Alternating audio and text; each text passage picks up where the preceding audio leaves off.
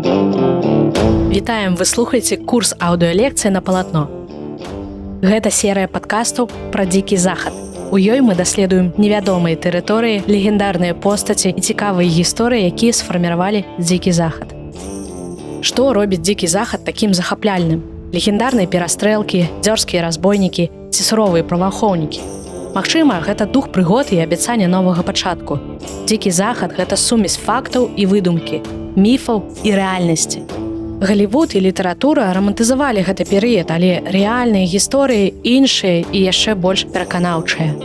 Незалежна ад таго, ці з'яўляецеся вы аматарам гісторыі, фанатам вэстэрнаў або проста цікавіцеся гэтым захапляльным перыядам, у нас ёсць нешта цікавае менавіта для вас. Лекцыя 5. Жанчыны і дзікі захад. Дзікі захад малююць як мужчынскі свет, напоўнены каўбоямі, бандытамі, законнікамі. Аднак жанчыны адыгрывалі вырашальную, часта забытую ролю ў развіцці дзікага захаду. Яны былі першапраходцамі, прадпрымальнікамі, настаўнікамі і лідарамі. Жанчыны на дзікім захадзе павінны былі быць вынаходлівымі, прыстасоўвацца да суровых умоў і выклікаў.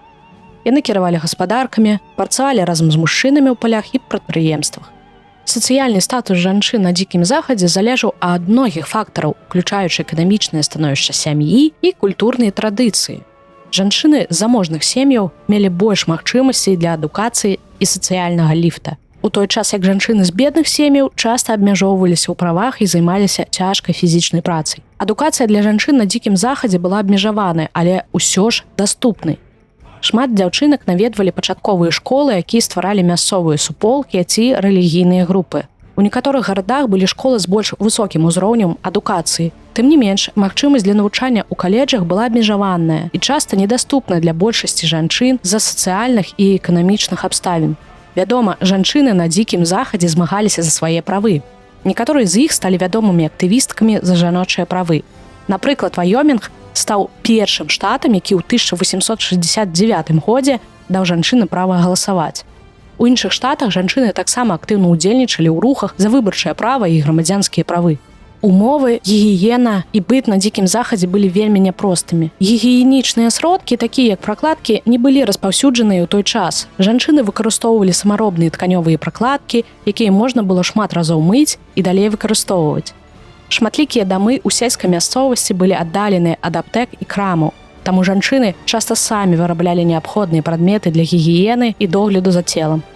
Шмат адказнасці ў жанчын было і ў бытавым жыцці. Яны займаліся вядзеннем дамашняй гаспадаркі, гатаваннем ежы, доглядам за дзецьмі, часта дапамагалі мужчынам.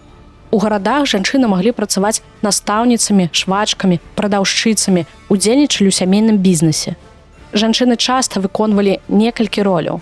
Яны былі гаспадынямі, выхоўвалі дзяцей, працавалі ў бізнесе, трымалі гасцініцы ці крамы. Амерыканскае заканадаўства дазваляла жанчынам займацца гаспадаркай. Многія адзінокія жанчыны і ўдовы бралі зямлю і стваралі фермы. Адной з такіх жанчын была Элеанор Пруіт-Сцюарт. Яе лісты да былога працадаўцы сталі вядомымі і ўтрымліваюць яркія асабістыя аповед пра жыццё на дзікім захадзе. Адной з самых знакавых фігур дзікага захаду была Энні Оклі. Яна стала вядомай у шоу «Баффала Білла» пра дзікі захад. Оклі нарадзілася ў 1869 годзе ў Агайо, стала сімвалам пашырэння правоў і магчымасці жанчын. Яе неверагодныя навыкі стральбы і прысутнасць на сцэне зрабілі яе зоркай. Яна кідала выклік традыцыйным гендерным ролям праз свае выступленні.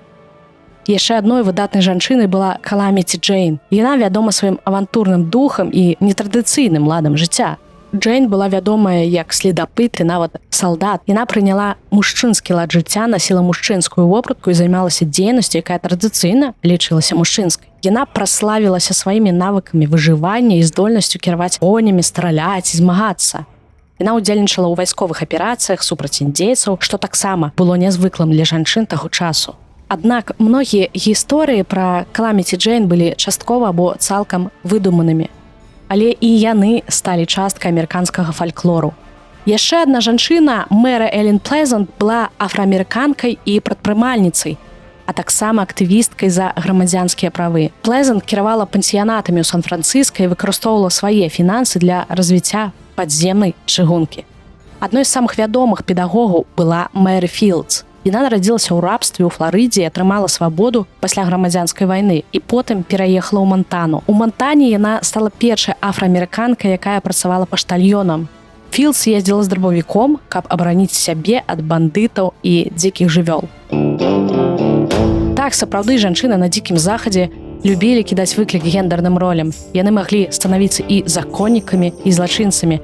Напрыклад, была вядомая каралева бандытаў Бэльстар, у якой былі сувязі з бандай вядомага крымінальніка Джэсі Джеймса. Жанчыны на дзікім захадзе сталі важнымі ўдзельніцамі ў фарміраванні гісторыі гэтага рэгіёна. Іх жыццё было поўнае цяжкасцяў, але і магчымасцяў для самарэалізацыі і змагання за свае правы. Дзякуй, што былі з намі, вы слухалі эпізод нашых лекцый «Кароткая гісторыя дзікага захаду» пра жанчын на франціры.